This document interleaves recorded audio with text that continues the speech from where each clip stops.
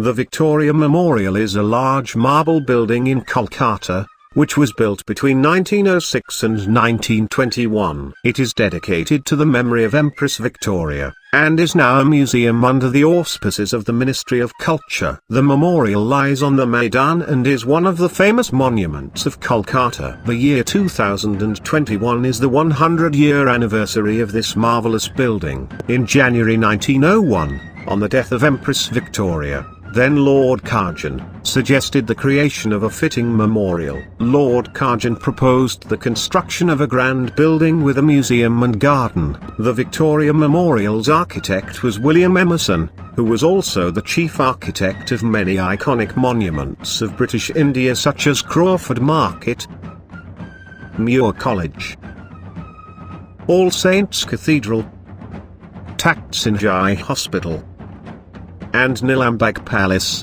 The architecture of Victoria Memorial is in the Indo-Saracenic revivalist style, which uses a mixture of British and Mughal elements with Venetian, Egyptian, and Icani architectural influence. The Victoria Memorial is built of white Mukrana marble. In design, it echoes the Taj Mahal with its dome, 4 subsidiaries, octagonal dome chatteris, high portals, terrace, and domed corner towers. Atop of the central dome of the Victoria Memorial, there is the 16 feet, 4.9 meter figure of the Angel of Victory. This black fairy rounds with the wind, as its base has balls and bearings along with Mercury. In the year 1978 and 1992, the movement was affected by severe lightning, and later was repaired. Surrounding the dome there are allegorical sculptures.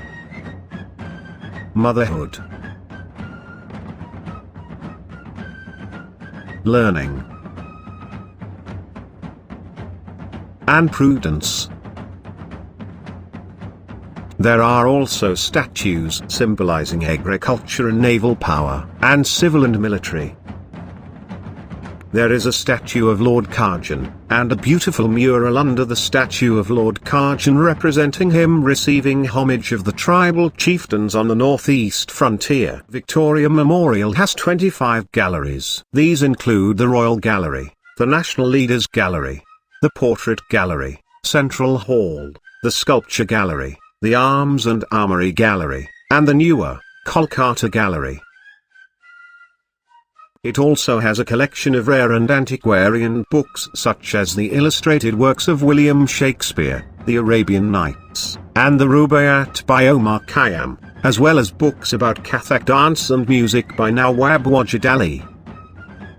The Victoria Gallery displays a number of portraits of Empress Victoria and Prince Albert, and paintings illustrating their lives, by Jensen and Winterhalter. The oil paintings are copies of those in London. The gardens at the Victoria Memorial cover 64 acres, 260,000 square meters, and are maintained by a team of 21 gardeners. On Ushes Bridge, between narrative panels by Goscombe John, there is a bronze statue of Victoria, by George Frampton.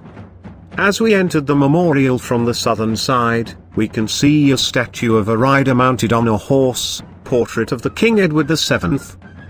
The right leg of the horse in this statue is in a lifted position. This is supposed to symbolize that the king died in war or due to war injuries subsequent to the war. But King Edward VII did not die of either of these two reasons. At the garden of the memorial, along with statues of British royals and officials, there is a statue of a famous Bengali industrialist Rajendranath Mukherjee, who was also the co-founder of Martin & Burn, along with Sir Thomas Aquinas Martin. Did the construction work of the Victoria Memorial.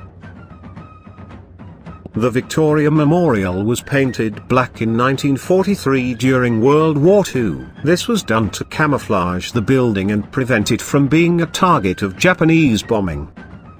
The Victoria Memorial was mainly funded by British officials and individuals of India. The politicians and people of India responded generously to Lord Curzon's appeal for funds, and the total cost of construction of the monument, amounting to 1 crore 5 lakhs of rupees, was entirely derived from their voluntary subscriptions.